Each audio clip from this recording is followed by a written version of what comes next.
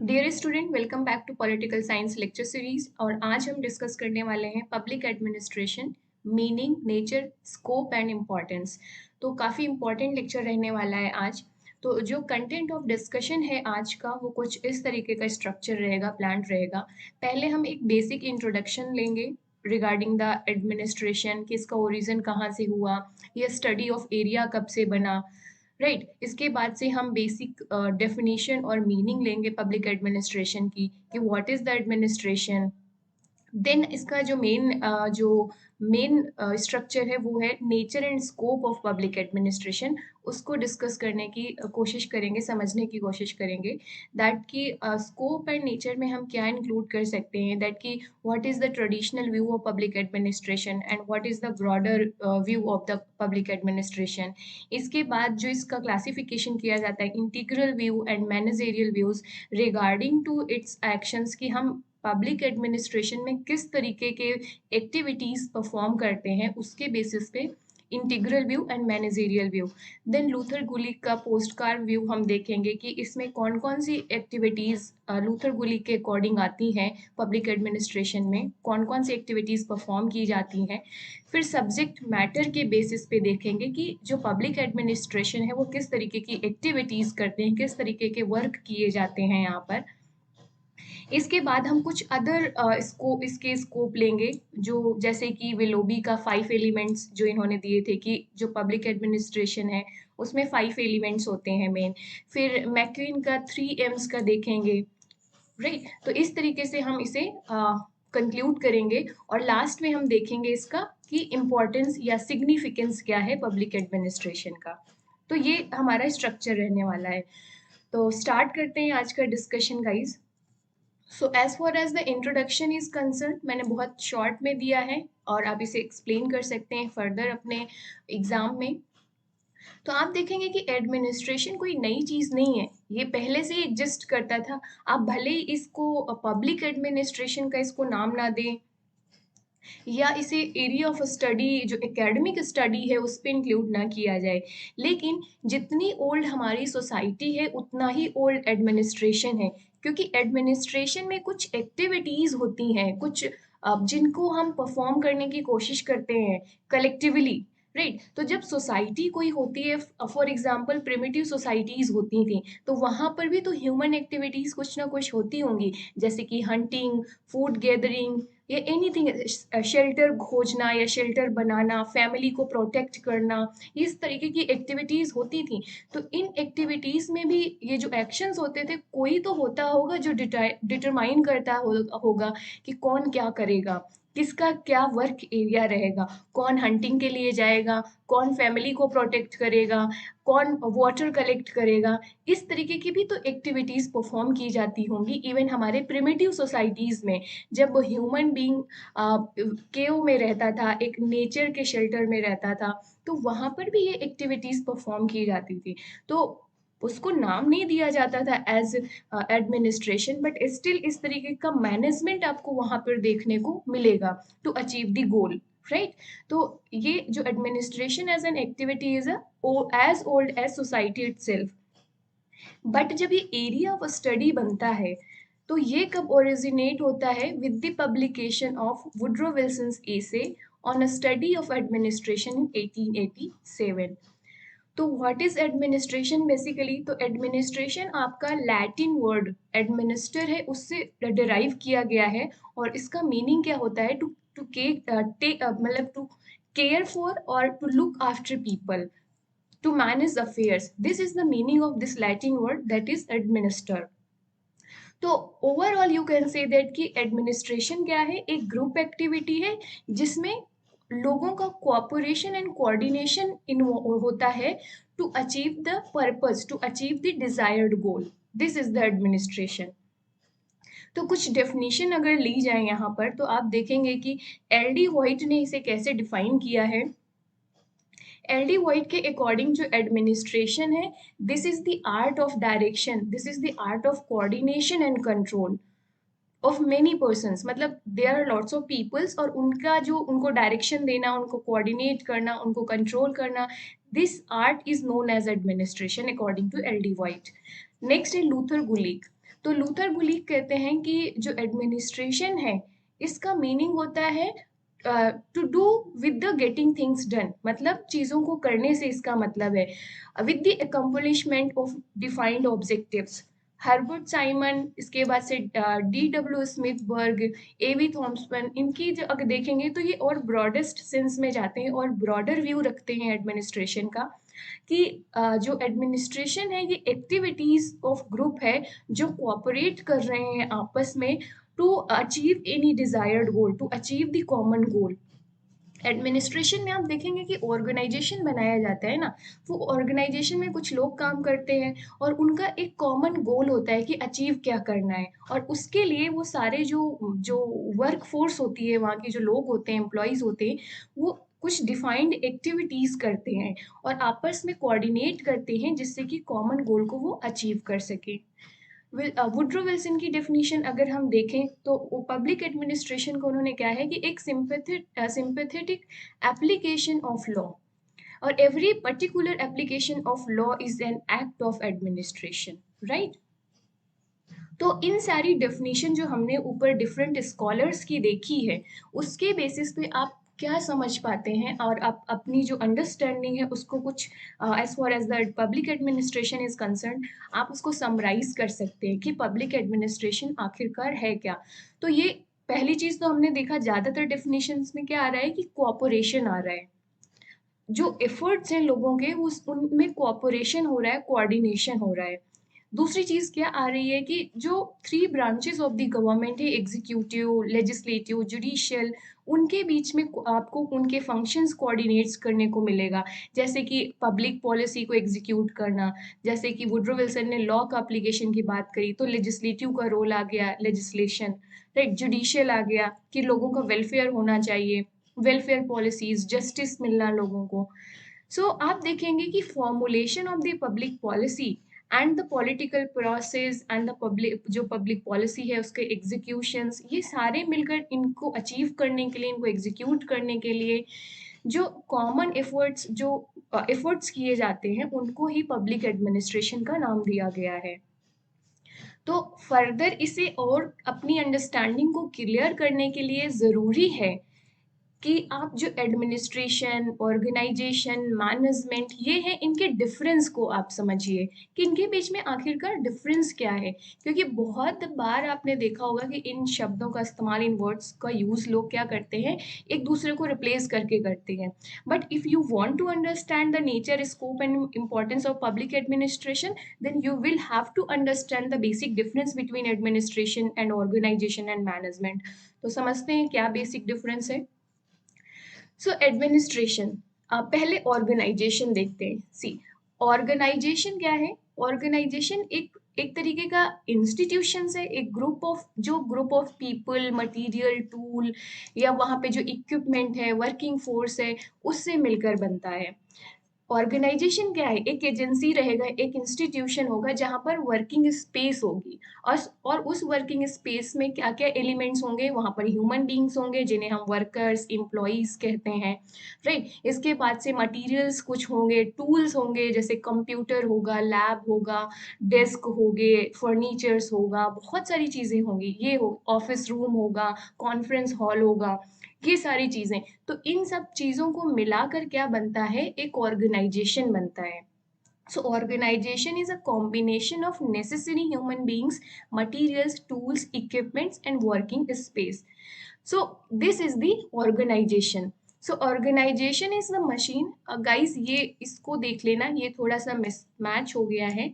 Organisation का जो basic जो हम थीम निकालेंगे वो ये रहेगा, एंड मैनेजमेंट का ये है, राइट। इस इतना इतना करेक्ट कर लेना। I am sorry for this, ये टाइपिंग एरर हुआ है। So what is organization finally? So organization is the machine of the management for the attainment of the end determined by the administration. This is the organization. And what is the management? जब हमने एक organization बना लिया, अब तो management क्या होगा कि वहां पर डायरेक्शंस होगा, गाइडेंस दिया जाएगा। जो ये ह्यूमन बीइंग्स होंगे, जो एम्प्लॉयज होंगे, कोई तो उनको जैसे कि मैनेजर होगा, एचआर मैनेजर होगा या लीडर ऑफ द टीम होगा, राइट। इस तरीके के लोग होंगे जो गाइडेंस देंगे, जो लीडरशिप प्रोवाइड करेंगे, जो डायरेक्शन प्रोवाइड करेंगे इस ऑर्गेनाइजेशन में कि कैसे किया जाना है चीज़ों को, हमारे जो डिजायर्ड गोल है हम उन्हें अचीव कैसे करें, कौन क्या एक्टिविटी करेगा। तो एक तरीके का मैनेजमेंट क्या है, which leads to guides and directs an organisation. So management is basically strives to attain these goals, जो हम इस ऑर्गेनाइजेशन के गोल है उनको अचीव करने के लिए पूरी एफर्ट्स करते हैं। What is administration now? So administration is the force which lays down the object for an which organisation have to do. तो जो एडमिनिस्ट्रेशन होता है वो गोल सेट करता है। एडमिन पहले एक ऑर्गेनाइजेशन होगा और उस ऑर्गेनाइजेशन का जो एडमिनिस्ट्रेशन होगा वो गोल सेट करेगा और जो मैनेजमेंट होगा इन गोल को अचीव करने के लिए एफर्ट करेगा। This is the whole combo of public administration. So अगर आपने ये डिफरेंस समझ लिया हो तो अब हम अपने फाइनल टॉपिक ऑफ डिस्कशन में चलते हैं, और जो है nature scope of public administration. तो जब nature and scope of public administration की बात की जाती है तो पहला जो पॉइंट ऑफ व्यू रहेगा, जो पहला पॉइंट रहेगा वो रहेगा कि एडमिनिस्ट्रेशन को आप दो तरीके से डिफाइन कर सकते हो या दो तरीके की एक को का क्लासिफिकेशन कर सकते हैं। और ये क्लासिफिकेशन नैरो व्यू या ट्रेडिशनल व्यू या ब्रॉडर व्यू, और ये किस बेसिस पर है कि किस तरीके के फंक्शंस एडमिनिस्ट्रेशन में किए जा रहे हैं। जैसे कि जो नैरो व्यू है या ट्रेडिशनल व्यू है, इसका मानना था कि जो पब्लिक एडमिनिस्ट्रेशन है ये सिर्फ गवर्नमेंट की एक्टिविटीज और वो भी पर्टिकुलरली जो एग्जीक्यूटिव ब्रांच है उसकी एक्टिविटीज तक लिमिटेड है। जो एग्जीक्यूटिव ब्रांच है वो पॉलिसीज फॉर्मुलेट करेंगे, पॉलिसीज को एग्जीक्यूट करेंगे, मेंटेन करेंगे, राइट, ग्राउंड पे। तो यही पब्लिक एडमिनिस्ट्रेशन है। So this is known as traditional view या नैरो व्यू, जिसे लूथर गुलीक सपोर्ट करते हैं। नेक्स्ट है ब्रॉडर व्यू। तो ब्रॉडर व्यू में कहते हैं कि जो पब्लिक एडमिनिस्ट्रेशन है that is not limited to the executive branch of the government. It basically involves all the sphere of the government, whether it is legislative, whether it is executive, or whether it is a judiciary branch. So it basically conceived the comprehensive sense of public administration, जहाँ पर वो सारी activities government की involve होती हैं, चाहे वो legislature से रिलेटेड हो, चाहे वो एग्जीक्यूटिव से रिलेटेड हो, चाहे वो जुडिशियल ब्रांच से रिलेटेड हो। So the scholars who support the broader view are, जैसे कि वुड्रो विल्सन, एल.डी. व्हाइट हो गए, आपके डिमॉक हो गए, F.A. निग्रो एंड पिफनर हो गए। तो ये स्कॉलर्स ब्रॉडर व्यू को सपोर्ट करते हैं। So hope you got the idea कि ये नैरो व्यू क्या है, ब्रॉडर व्यू क्या है। इसके स्कोप के बेसिस पे आप इन्हें डिफ्रेंशिएट कर सकते हो। तो पहला स्कोप ये हो गया। कुछ और डेफिनेशंस है यहाँ पर आप देख सकते हैं। नेक्स्ट जो स्कोप के बेसिस पे है कि व्हाट एक्टिविटी या activities are included in administration. पहले तो ये है कि क्या क्या ये गवर्नमेंट तक लिमिटेड है या गवर्नमेंट के बियॉन्ड में भी जा रहा है।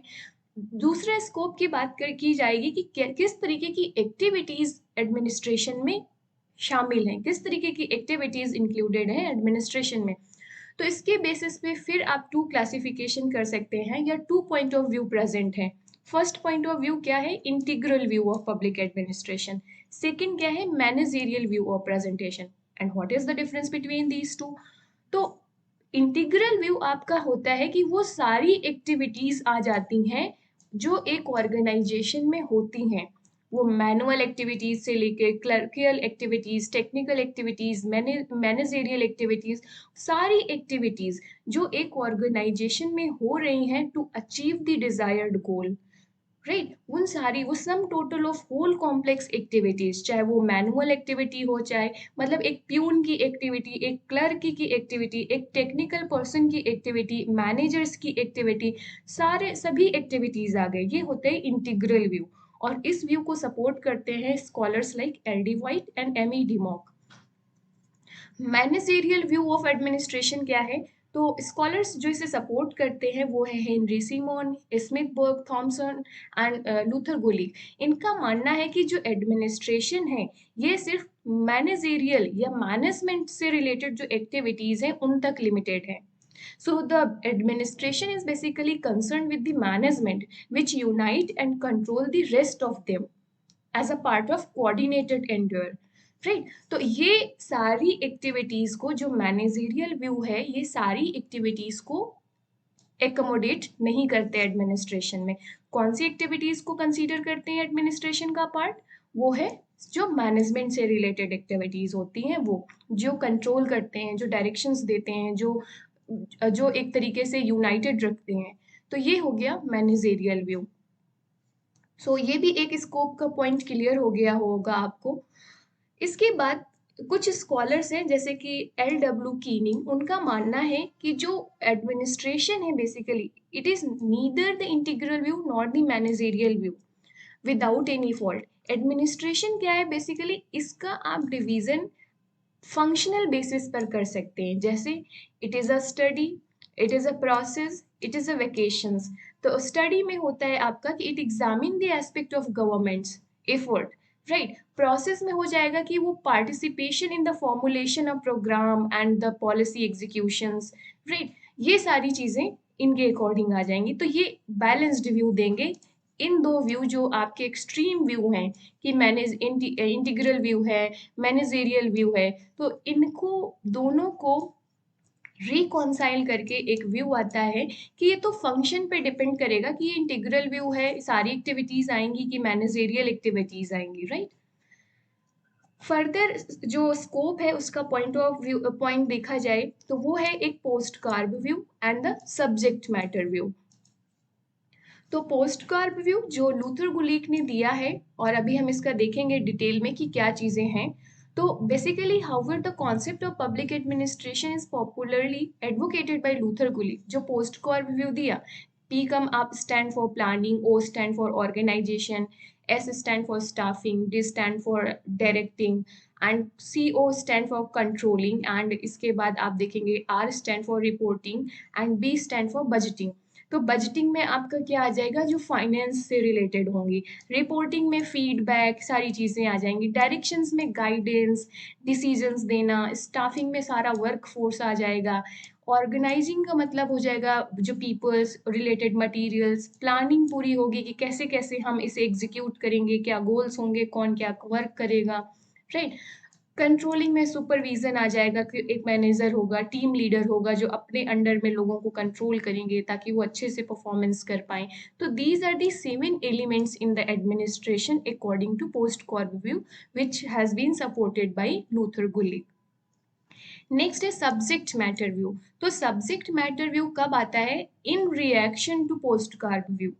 तो पोस्ट कार्ब व्यू बेसिकली जब फेल होता है अपनी एक्टिविटीज में, तो इसके रिएक्शन में सब्जेक्ट मैटर व्यू दिया गया। अब सब्जेक्ट मैटर व्यू कैसे, क्या इंक्लूड करता है? सो सब्जेक्ट मैटर व्यू के जो स्कॉलर सपोर्टर हैं वो कहते हैं कि जो रियल प्रिंसिपल ऑफ एडमिनिस्ट्रेशन है ये उन चीज़ों से मिलकर बनता है, जैसे कुछ सर्विसेज, जैसे कि defence services, health services, education services, agricultural services, social security, justice, all these things, right. तो ये सारी जो सर्विसेज हैं ये सारे ये सब्जेक्ट मैटर बनाते हैं पब्लिक एडमिनिस्ट्रेशन के। जो पोस्ट कार्ब व्यू है लूथर गुलिक का, ये कहते हैं कि ये फेल होता है, ये एडिक्वेट नहीं है। क्यों? क्योंकि पोस्ट कार्ब व्यू सिर्फ टेक्निक को इन्वॉल्व कर रहा है। ये जो 7 एलिमेंट्स दिया है लूथर गुलिक ने, ये सिर्फ क्या है, ये टेक्निक्स को इन्वॉल्व करते हैं कि आप डिजायर गोल को किन किन टेक्निक के बेसिस पे अचीव करेंगे अपना डिजायर्ड गोल। जबकि जो हमारा पब्लिक एडमिनिस्ट्रेशन है, it is a substantive concern of the administration. इसमें वो सारी सर्विसेज इन्वॉल्व होती हैं, इसमें सिर्फ टेक्निक्स ही नहीं इन्वॉल्व होती हैं। तो ये बेसिक डिफरेंस हो गया post carb view and subject matter view में। नेक्स्ट लुइस मेरियन है, ये कहते हैं कि the scope of public administration ना तो पोस्ट कार्ब व्यू पे डिपेंड है और ना ही सब्जेक्ट मैटर पे डिपेंड है। ये एक तरीके का बैलेंस्ड देते हैं। जो ये दो एक्सट्रीम व्यू हैं, जो एक सिर्फ टूल्स को सपोर्ट करता है, दूसरा सब्जेक्ट मैटर जो कंटेंट है, जो सब्सटेंस है, उसको सपोर्ट करता है। तो लुइस मेरियन ने एक बैलेंस्ड व्यू दिया है कि ये जो दोनों चीजें हैं, post core view and subject matter view, ये दोनों कॉम्प्लीमेंट करते हैं एक दूसरे को। किसी भी ऑर्गेनाइजेशन में, किसी भी एडमिनिस्ट्रेशन में गोल अचीव करने के लिए ये दोनों दोनों जरूरी हैं। सब्जेक्ट मैटर भी जरूरी है और जो टूल्स हैं, जो पोस्ट कार्ड व्यू है, ये भी जरूरी है। तो ये दोनों व्यू कॉम्प्लीमेंट करते हैं, बैलेंस में होना चाहिए। राइट। सो पब्लिक एडमिनिस्ट्रेशन क्या है? एक इंस्ट्रूमेंट हो गया जिसके टू ब्लेड्स हैं। जैसे ब्लेड होता है ना, उसके टू टू साइड्स होती हैं। तो it is also like a pair of scissor. Scissor में भी तो दो ब्लेड्स हो गए ना। तो एक ब्लेड रिप्रेजेंट करता है पोस्ट कार्ब व्यू को और दूसरा ब्लेड रिप्रेजेंट करता है नॉलेज ऑफ सब्जेक्ट मैटर को। जिस तरीके से सीजर एक ब्लेड के साथ काम नहीं कर सकती है, उसी तरीके से जो आपका पब्लिक एडमिनिस्ट्रेशन है वो एक व्यू के साथ काम नहीं करेगा, काम नहीं कर पाएगा। तो यहाँ पर हमें दोनों व्यू की जरूरत है, दोनों का रिकॉन्सिलेशन की जरूरत है। So this is the Lewis Meriam view. Next कुछ अदर व्यूज देखते हैं, जैसे कि विलोबी ने कहा है कि the study of public administration includes the study of 5 areas. And what are these 5 areas? पहला तो हो गया कि जनरल और ओवरहेड एडमिनिस्ट्रेशन, ऑर्गेनाइजेशनल स्ट्रक्चर होता है पब्लिक एडमिनिस्ट्रेशन में, पर्सनल एडमिनिस्ट्रेशन, फाइनेंशियल एडमिनिस्ट्रेशन जो बजटिंग एंड ऑल में आ जाएगा, मटीरियल एंड सप्लाई। ये सारी चीजें का जो स्टडी होता है यही पब्लिक एडमिनिस्ट्रेशन को बनाता है। मैक्वीन है, उनके according the scope of public administration extend to 3 M's। What are 3 M? ये तो 3 M। पहला M है मैन, दूसरा मेथड, तीसरा मटीरियल। तो मैक्यून के अकॉर्डिंग ये मिलकर बनाते हैं आपका पब्लिक एडमिनिस्ट्रेशन, या पब्लिक एडमिनिस्ट्रेशन का जो स्कोप है वो 3 M तक लिमिटेड है। राइट। मैन मतलब जो इंडिविजुअल्स, इंप्लॉइज होंगे, वर्क फोर्स होगा उसका। मेथड मतलब वो सारे स्ट्रक्चर, प्रोसेस आ जाएंगे जो इसको जिसके थ्रू मैन या जो एम्प्लॉय है वो एक्टिविटीज परफॉर्म करेगा। मटेरियल्स में सारी चीजें आ जाएंगी, जैसे कंप्यूटर आ जाएगा, टेक्नोलॉजी का यूज आ जाएगा। इवन गाइस, इवन जो बेसिक पेन, डायरीज, जो स्टेशनरी हो गई, वो सारे मटेरियल, डेस्क, फर्नीचर, सारी चीजें आ जाएंगी ना मटेरियल में। तो ये हो गया मैक्यून का। तो होप सो कि आपको इनफ जो scope of public administration and nature के बारे में है वो मिल गया है कि क्या है पब्लिक एडमिनिस्ट्रेशन का नेचर एंड स्कोप। फर्दर बात की जाए तो जो कि सिग्निफिकेंस, इंपॉर्टेंस क्या है पब्लिक एडमिनिस्ट्रेशन का, why we need administration. Right. तो इसका एक बहुत ही इंपॉर्टेंट रोल है ह्यूमन बीइंग की लाइफ में गाइस। आपको पता है कि day by day human being का जो लाइफ है वो कॉम्प्लिकेटेड होता जा रहा है। अभी जैसे कॉन्टेम्पररी जो लाइफ है और कॉम्प्लेक्स होती जा रही है बिकॉज ऑफ द टेक्नोलॉजी, जैसे कि इंफॉर्मेशन कम्युनिकेशन टेक्नोलॉजी है। तो अभी आप प्रेजेंट में देखोगे कि जैसे साइबर क्राइम को लेकर बहुत ज़्यादा इश्यूज चल रहे हैं। तो साइबर क्राइम, बुलिंग जो सोशल मीडिया के थ्रू होता है, डिफेम, इन सारी चीज़ों को कंट्रोल करने के लिए कुछ मशीनरीज, मतलब कुछ एजेंसीज बनाई जा रही हैं गवर्नमेंट के द्वारा। ये पहले नहीं थे। जब ये इश्यूज आने शुरू हुए, जैसे जैसे टेक्नोलॉजी डेवलप हुई, एडवांस हुई, लोगों तक इसकी रीच पहुंची, तो इस पे क्राइम होने लगा, जो ऑर्गेनाइज्ड क्राइम होता है उसको कंट्रोल करने के लिए भी ऑर्गेनाइजेशन और एजेंसी सेटअप किए गए। वहां पर एम्प्लॉयज लगाए गए, उनको मटेरियल प्रोवाइड किया गया और वो एग्जीक्यूट करते हैं। तो आप देखेंगे कि जो प्रेजेंट ह्यूमन बीइंग लाइफ है वो कॉम्प्लेक्स होती जा रही है डे बाय डे। तो यहाँ पर पब्लिक एडमिनिस्ट्रेशन का सिग्निफिकेंस, नीड और बढ़ जाता है। So what is the importance? तो पहला तो गवर्नेंस की अगर पर्सपेक्टिव से देखा जाए तो जो आपका पब्लिक एडमिनिस्ट्रेशन है, this is an instrument of governance. Second thing आप कह सकते हैं कि जो पब्लिक एडमिनिस्ट्रेशन है, this is an instrument of development and change. जैसे कि वेलफेयर स्टेट एस्टेब्लिश करना, फिर जैसे जैसे वेलफेयर स्टेट में जो इंडिविजुअल्स की डिमांड्स बढ़ती हैं, सर्कमस्टेंसेस चेंज होती हैं, उसके हिसाब से पॉलिसीज डेवलप करना, उनको एग्जीक्यूट करना। जैसे एक छोटी सी चीज़ ले ली जाए, जैसे human development index, HDI index, आपने UNDP का अगर आपने पढ़ा होगा तो उसके बेसिस पे आप देखेंगे कि इंडिया की जो रैंक है वो 130, 131, 132 ऐसे रहती थी। तो उसको इम्प्रूव करने के लिए उसके जो फैक्टर्स हैं उन पे काम किया जाएगा, जैसे कि education, life expectancy, health services, इन सारी चीज़ों में काम किया जाएगा। तो इसके लिए काम कौन करेगा? एडमिनिस्ट्रेशन काम करेगा। राइट। फिर it is also important from the point of view of modern या वेलफेयर स्टेट। जो मॉडर्न वेलफेयर स्टेट है उसके जो गोल्स हैं उनको अचीव करने के लिए, पॉलिसी एग्जीक्यूट करने के लिए आपको एडमिनिस्ट्रेशन की नीड होती है। और इसके बाद से जो प्रेजेंट टाइम पे जिस तरीके की टेक्नोलॉजिकल एडवांसमेंट हो रहा है, साइंस एंड टेक डेवलप हो रही है, उस उसके बेसिस पे भी इसका डे बाय डे आपका पब्लिक एडमिनिस्ट्रेशन का सिग्निफिकेंस इंपॉर्टेंस इंक्रीज होगा। आप और भी पॉइंट्स इंक्लूड कर सकते हैं इसमें, जैसे कि डिजिटल डिवाइड हो गया, तो डिजिटल लिटरेसी को करने के लिए, और या अभी डिविडेंड जो डिविडेंड ग्राफ है आप इंडिया का, जो वर्क फोर्स इतनी ज़्यादा हमारे यहाँ पे जो वर्क फोर्स है उसका जो नंबर है वो काफ़ी ह्यूज है as compare to other countries. तो उसको कैसे अच्छे से हम यूटिलाइज करें, ह्यूमन रिसोर्स डेवलप करें, इन सब के लिए भी बहुत बड़ा रोल हो सकता है as far as India is concern. तो अगर अब हम अपने आंसर को कंक्लूड करते हैं, तो कंक्लूजन में आप यही कह सकते हैं कि जो पब्लिक एडमिनिस्ट्रेशन है कहीं ना कहीं रिस्पॉन्सिबिलिटी लेता है एक वेलफेयर स्टेट को स्टैब्लिश करने के लिए। और जो गवर्नमेंट के जो तीनों ऑर्गन हैं, चाहे वो लेजिस्लेचर हो, एग्जीक्यूटिव हो, जुडिशरी हो, उनके जो डेवलपमेंट प्रोसेस, उनकी जो डेवलपमेंट एक्टिविटीज़ है, उनके बीच में कोऑर्डिनेशन, हार्मनी स्टैब्लिश करने की बात की जाती है।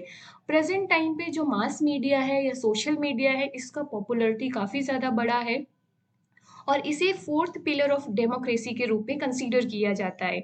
तो जो एडमिनिस्ट्रेशन है आपका, उसकी ट्रांसपेरेंसी रखने के लिए, उसको अकाउंटेबल बनाने के लिए आपका सोशल मीडिया या मास मीडिया बहुत ज़रूरी होता है। आप प्रेजेंट में अभी देखो ना कि कोई भी करप्शन होगा, कुछ भी होता है, आप देखो तुरंत कोई भी वीडियो वायरल हो जाता है, कर सकते हैं ना। तो धीरे धीरे क्या होगा, सिस्टम ट्रांसपेरेंट बन रहा है, सिस्टम अकाउंटेबल बन रहा है। कहीं पर कोई घटना होगी, उसका वीडियो अपलोड कर दो और 1 मिनट में सोशल मीडिया में वो वायरल हो जाएगा। तो आज के टाइम पे आप देखेंगे कि टेक्नोलॉजी का कितना बड़ा रोल है जो पब्लिक एडमिनिस्ट्रेशन सिस्टम है उसको ट्रांसपेरेंट और अकाउंटेबल बनाने के लिए।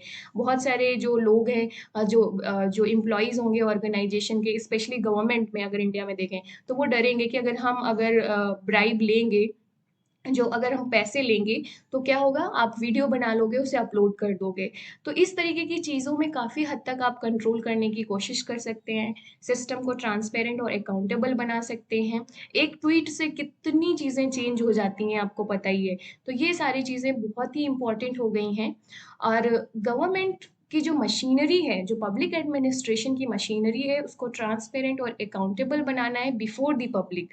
तभी हमारा जो जो एक्चुअल पर्पस है पब्लिक एडमिनिस्ट्रेशन का, कि to serve the people, to take care of the people, to establish the welfare state, तभी हम ये जो डिजायर्ड गोल हैं हम इन्हें अचीव कर पाएंगे।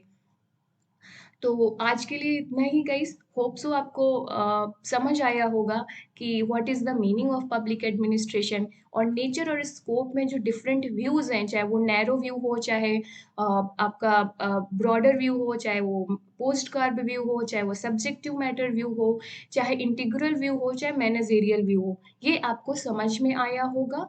और साथ ही साथ आपके पास इनफ कंटेंट है to write the answer in examination. For any doubt, you can comment me below in the video, और आप मुझे इंस्टाग्राम और टेलीग्राम में भी फॉलो कर सकते हो। मुझे फीडबैक ज़रूर देना गाइज, और नेक्स्ट वीडियो आपको किस टॉपिक पे चाहिए मुझे वो भी बताना। और मेरी कोशिश रहेगी कि आपकी सिलेबस को मैं जल्दी से जल्दी कंप्लीट कराऊँ, जिससे कि आपको अपने एग्जामिनेशन में हेल्प हो पाए। So keep supporting me guys, please like share and subscribe. Thanks for watching, see you in the next video, तब तक के लिए बाय बाय, टेक केयर।